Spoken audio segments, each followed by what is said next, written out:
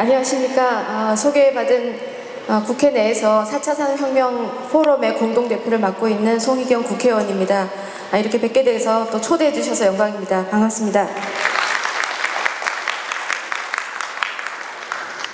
제가 오늘 주어진 시간 안에 참 드리고 싶은 말씀은 많지만 오늘 주어진 시간 내에 블록체인의 중요성에 대해서 조금 말씀드리고 갈까 합니다.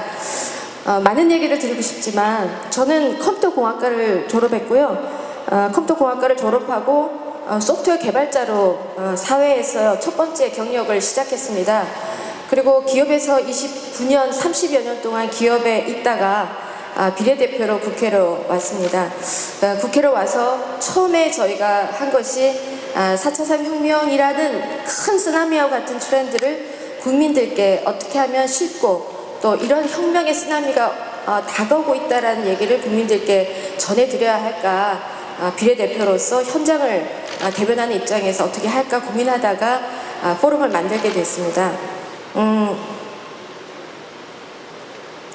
4차 산업혁명이라는 말씀들을 참 많이 하시지만 일반적으로 4차 산업혁명에 우리 생활이 굉장히 많이 변화가 될 것 같습니다.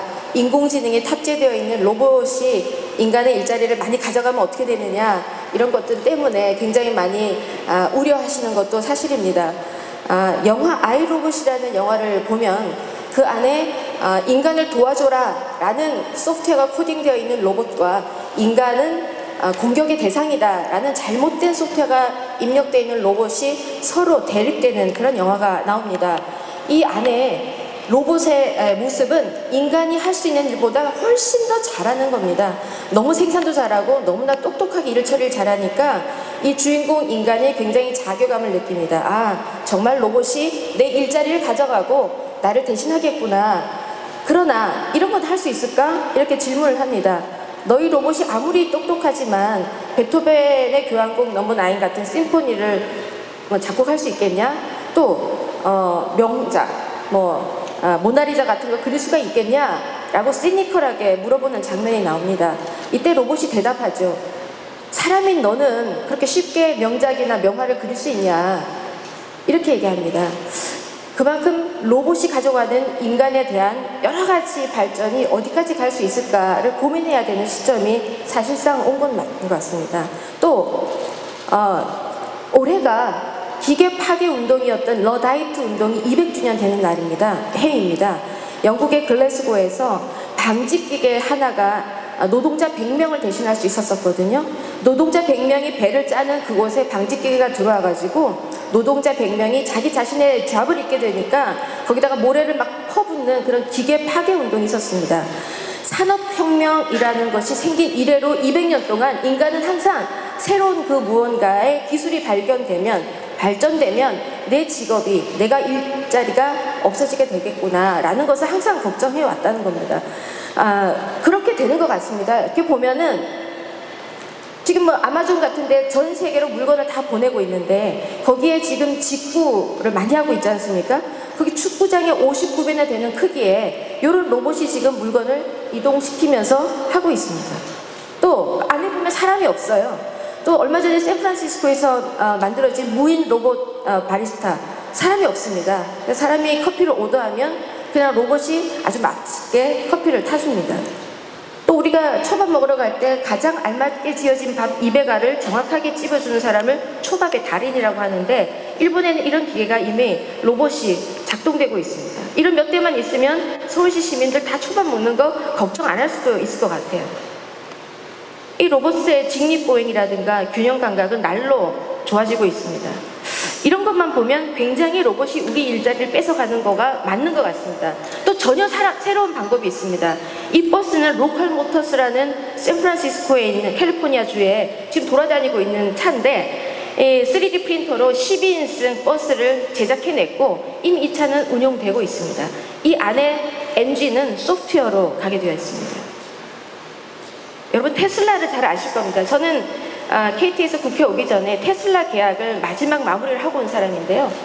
테슬라의 가장 큰 장점은 전기자동차이고 자율주행차라는 거 다 아실 겁니다. 저도 그 자율주행차를 두 손 두 발 놓고 다 타봤는데요. 그 테슬라의 공장을 한번 가보시면 600개의 로봇 암이 들어가 있어서 한쪽에 로봇이 부품을 들어 올리면 다른 로봇 암이 그 부품을 돌리고 나사를 돌려서 또 그 부품을 다른 데로 옮겨주는 600개의 로봇 암이 작동이 되고 있습니다. 저는 이 공장보다는 공장에서 나왔을 때를 더 놀랍게 생각합니다. 이 공장에 있다가 나왔더니요, 그 밖에 수백 명의 소프트웨어 엔지니어들이 서서 일하거나 앉아서 컴퓨터를 보고 있더라고요. 그 뭐냐면 이 자율차 안에 들어가는 건 소프트웨어거든요. 소프트웨어로 끼어들어라, 왼쪽으로 가라, 오른쪽으로 가라, 이렇게 명령어들이 다 소프트웨어로 되어 있습니다. 이 테슬라의 모든 자율주행의 소프트웨어의 퀄리티 어슈어런스를 그 수백 명의 젊은 소프트웨어 엔지니어들이 공장 옆에서 하고 있었다는 거죠. 완전히 새로운 방식입니다. 12인승을 3D 프린터로 뽑아내지 않는다면 우리가 그 생산 라인에 수많은 노동자를 써야 합니다. 완전히 새로운 방식인 거죠. 그래서 저는 이렇게 생각합니다. 모든 부품이 바뀌고 있습니다. 자동차만 예를 들어도 모든 부품이 바뀌고 있는데 지금 분명히 우리가 전통적으로 일해왔던 방식의 부품들은 점점 생산량이 줄어들겠죠. 오일로 가는 자동차보다는 전기로 가는 차가 더 많아질 테니까요. 그렇게 줄어들겠지만 엄연히 자율주행차나 전기자동차에 들어가는 센서라든가 백미러도 바뀌어야 되니까, 백미러도 여기 옆에 오면서 차가 오는지 안 오는지 보고 들어가야 되니까 거기 들어가는 부품도 다 바뀔 겁니다. 이렇게 바뀌는 새로운 일자리, 뉴 펑션도 굉장히 오래 갈 겁니다. 그러면 우리가 해야 할 일은 요 지점이요. 여기 레드 포인트가 없네요. 요 두 그래프가 교차되는 지점을 누가 빨리 왼쪽으로 이동시켜 놓을 거냐. 이렇게 할 수 있는 조직이나 이렇게 할 수 있는 사회, 기업, 국가, 그런 혁신적인 국가만이 4차 산업혁명을 선도하고 일자리가 줄어드는 것보다 새로운 일자리와 새로운 일자리의 가치를 더 증진시킬 것이다. 저는 그렇게 생각하고 있습니다. 그래서 4차 산업혁명에 대해서 많은 분들이 정의하고 강의하십니다만 저는 이런 혁신적인 서비스와 생각해내지 못했던 여러 가지 혁신적인 기술 개발들, 이런 것들을 누가 유연하고 부들부들하고 내 산업에 맞게끔 받아들이고 그걸 적용해낼 거냐. 그런 사회가, 그런 기반을 가지고 있는 기업과 그런 국가가 반드시 리더해 갈 거다. 이렇게 생각합니다. 그러면 우리 지금 세미나의 주제죠. 블록체인은 이런 가운데에서 어떤 역할을 할 거냐. 저는 굉장히 중요한 역할을 하리라고 보여집니다. 블록체인이라고 하는 거는 여러분 기본적으로 아시겠지만 블록체인은 많은 데이터가 돌아다닐 수 있도록 하는 플랫폼이고, 그런 데이터가 인공지능으로 분석되어서 또 추론되어서 또 패턴 분석이 되어서 여러분들께 알맞은 서비스로 제공될 수 있도록 하는 그 기반이 되고 있습니다. 그래서 여러 가지 지능형 로봇이라든가 사물 인터넷에 말 그대로 데이터를 아주 신뢰감 있게 전달할 수 있는 그 P2B 방식이다. 이렇게 알고 계실 겁니다. 지금까지 인터넷 방식은요, 베스트 에포트 방식입니다. 이 동그란 인터넷 링 안에 내가 데이터를 나는 송씨인데 내가 김씨에게 데이터를 보내기 위해서 내 데이터를 링 안에 올려놓으면 그것으로 끝입니다. 나는 최선의 노력을 한 겁니다. 나는 데이터를 올려놓고 그 데이터가 김씨에게 도착했는지 김씨가 읽어봤는지에 대해서는 그 다음에 의무가 없습니다. 그게 지금 인터넷의 베스트 에포트 방식입니다. 그리고 받아봤는지, 이메일을 받아봤는지, 이것은 어플리케이션, 즉 소프트웨어로 프로그램을 짜야만 되는 그런 겁니다. 그런데 블록체인은 베스트 트러스트 방식입니다. 내가 너에게 돈을 주겠어. 돈을 송금할 테니 너는 받았는지 나에게 알려줘. 그리고 내가 너에게 돈을 주는 모든 거래를 우리 원장에 남기자. 그리고 그거를 트러스트 기반으로 우리가 다 신뢰를 하자. 그래야 내가 국가 간의 경계도 없이 그리고 빨리 그리고 신뢰 있게 내 모든 거래를 할 수 있어. 그것을 기술적으로 가능하게 하는 것이 베스트 트러스트 모델인 블록체인입니다. 그것이 시큐리티와 여러 가지 문제를 같이 해결할 수 있는 그런 제2의 넥스트 제너레이션 오브 인터넷 방식인 겁니다. 기술적으로는 그렇습니다. 그래서 이런 방식을 가지고 있는데 혹시 웨스트월드라는 그 드라마를 혹시 보신 분 있으시죠? 여기 많이 계실 거로 보입니다. 웨스트월드를 보시면 왼쪽과 오른쪽에 사람 모양이지만 어디가 로봇이 굉장히 진전된 형식인데요. 완전 사람하고 똑같습니다만 로봇이 누구이고 사람이 누구인지 그걸 보셔야 됩니다. 이 왼쪽이 사람이고 오른쪽이 로봇입니다. 못 알아보시겠죠? 이런 시큐리티 문제, 신뢰의 문제, 프로텍트의 문제, 프라이버시의 문제, 이런 문제를 어떻게 해결할 거냐, 이게 앞으로 초연결 사회에서의 가장 큰 문제가 될 거라고 보여집니다. 우리나라는 한국 4차 산업혁명에 대한 준비지수가 25등입니다. 2016년도에. 그 서브 인덱스를 보면 노동시장의 유연성 법제도 굉장히 낙후되어 있습니다. 또 2017년에 한 계단이 올라갔지만 기술 규제나 빅데이터 활용은 세계에서 굉장히 낮게 되어 있습니다. 또 대한민국 4차 산업을 대표하는 브랜드조차도 없습니다. 독일은 인더스트리 4.0, 그들이 생산으로 먹고 살아왔던 제조혁명을 일으켜서 4차 산업혁명을 가져가고 있고, 중국은 차이나 2050, 제조혁신을 일으키겠다. 일본은 소사이어티 5.0, 한국은 4차 산업혁명만 부르짖지 어떠한 브랜드도 없이 준비가 안 된 상태로 흘러가고 있습니다. 또 우리의 성장 동력도 많이 잃고 있어서 어떤 것으로 우리가 먹어야 될지 모르고 있는 상황입니다. 제가 예전에 스티브 잡스를 굉장히 존경했을 때 스티브 잡스를 따라하던 그런 분들이 중국에 많이 있었습니다. 여기 보시면 그 중에 이분이 레이진입니다. 샤오미를 좁쌀죽을 먹으면서 8명이 창업한, 이제 10년도 채 안 된 이 샤오미가 전 세계 핸드폰 시장과 제조 시장을 흔들고 있습니다. 그때 그들이 외쳤던 거는 그냥 카피해서 팔겠답니다. 근데 그들이 지금 팔고 있는 모든 부품 속에 있는 것은 말 그대로 소프트웨어입니다. 모든 제품 안에 소프트웨어가 들어가 있어서 내 모든 데이터가 샤오미의 서버에 전락되고 있는 거죠. 이런 혁신적인 방식을 하고 있는데 우리나라의 블록체인 산업을 잠깐 들여다보고 마무리할까 합니다. 우리나라는 늘 외부의 자극을 받아야만 시장을 열고 있습니다. 여러분 지금 핸드폰 속에 있는 좋은 앱이나 데이터는 언제든지 받아보실 수 있는 오픈 시장에 여러분들이 계시는데요. 불과 10몇 년 전만 해도 이거는 닫힌 시장이었습니다. 클로즈드 마켓. 제가 모바일 사업 팀장을 할 때 핸드폰에 어떤 앱이나 서비스를 올리려면 이동통신사 대리나 담당 과장을 만나기 위해서 4시간이건 5시간이든 문 밖에서 기다려야 했던 시절이 있었습니다. 그때가 그 클로즈드 마켓입니다. 근데 지금 누구나 자기가 개발한 앱을 올릴 수 있는 오픈 시장이 있습니다. 이걸 누가 열었냐면 애플의 아이폰이 국내에 유입되면서 그 시장을 열었습니다.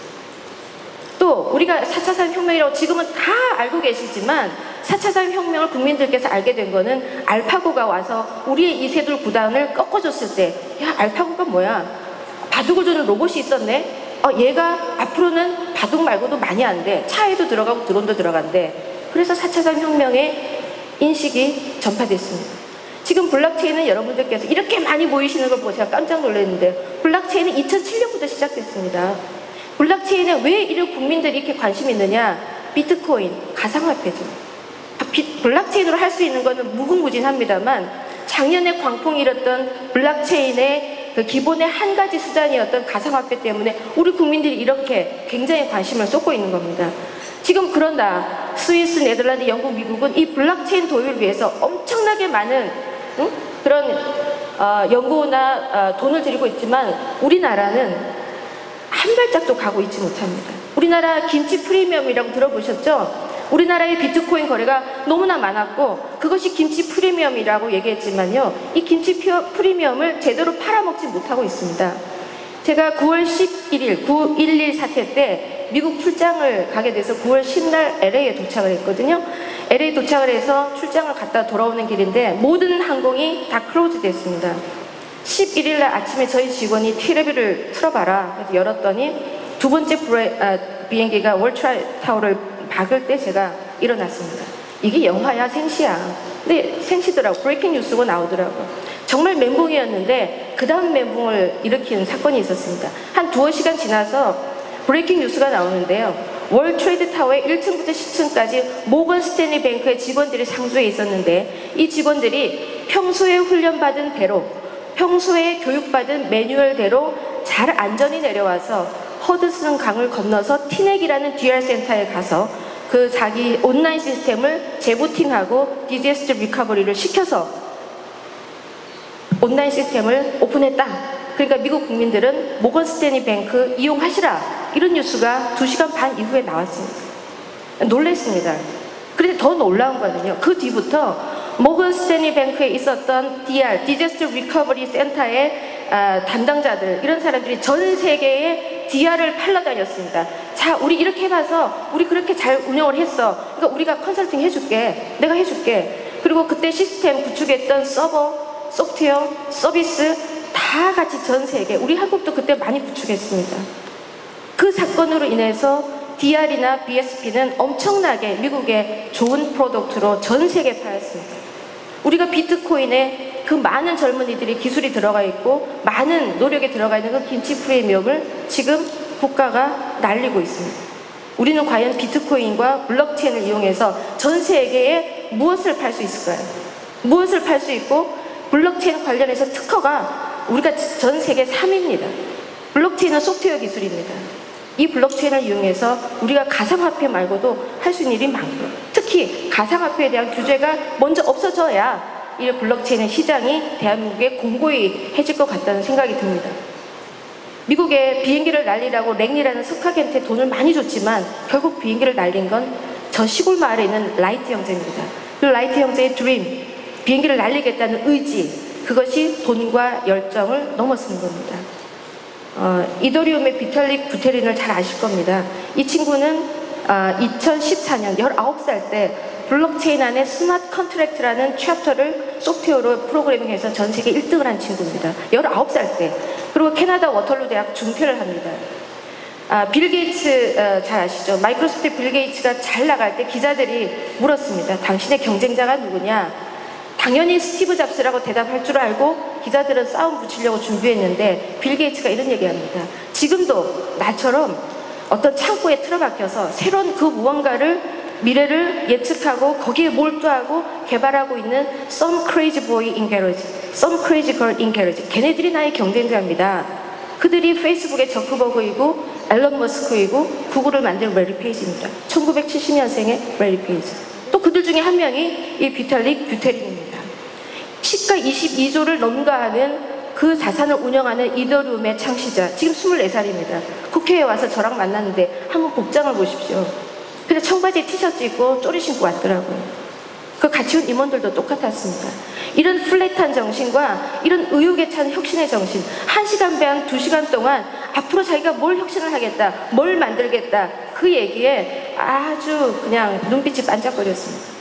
우리나라에도 블록체인을 가지고 이런 가상화폐라든가 가상화폐 유통이라든가 핀테크라든가 또 물류라든가 이런 것에 개발할 수 있는 청년들이 무지하게 많이 있습니다.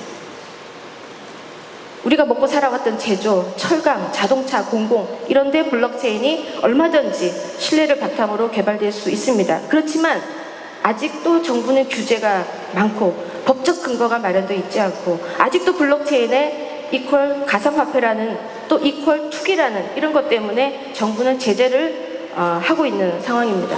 그러다 보니까 ICO도 금지되어 있어서 한국에는 많은 청년들이 수억씩 돈을 가지고 싱가포르, 스위스, 영국 할 것 없이 가서 국부가 유출되고 있는 그런 상황입니다. 이제 실행만이 남아있는 것 같습니다. 블록체인이 뭐라는 거는 굉장히 심플합니다. 베스트 트러스트 방식이고 소프트웨어이고 우리가 할 수 있는 모든 걸 개발할 수 있는 제2의 인터넷이다. 이렇게 아시면 되겠습니다. 그리고 오늘 다빈치 재단이 이런 행사를 마련해서 중국과 한국이 뭔가 동북아시아를 리드할 수 있는 허브 국가이고 또 그렇게 할 수 있는 여러 가지 지혜와 인사이트이 이 세미나에서 모아질 수 있도록 이렇게 마련해 주신 것은 정말로 우리에게 굉장히 의미 있는 행사라고 생각합니다. 저도 그 블록체인을 위해서는 인재 양성이라든가 소프트웨어라든가 여러 가지 할 방법에 대해서 법적 근거를 마련하기 위해서 국회에서 여러분과 함께 하겠습니다. 지금 개정이나 또 법안을 마련해 두려고 지금 하고 있기 때문에 그런 법안과 여러분들이 산업 현장을 지키기 위해서 또 혁신과 발전을 블록체인을 통해서 또 가상화폐 시장을 건전하고 긍정적인 그런 공유의 모델로 키우기 위해서 이 자리에 오신 많은 노력들이 정말 빛을 발하고 우리나라가 국익을 창출하고 여기 계신 많은 젊은 청년들이 이것으로 새로운 세계의 혁신 리더가 될 수 있는 길이 무엇인지, 또 사회적 어른들이 어떻게 이 청년들을 도와줘야 되는지, 국회는 무슨 일을 해야 되고 여기 계신 모든 분들이 어떻게 컬래버레이션을 해야 되는지, 그것에 대해서 한 발짝 더 나가는 그런 행사가 되시기를 간절히 바랍니다.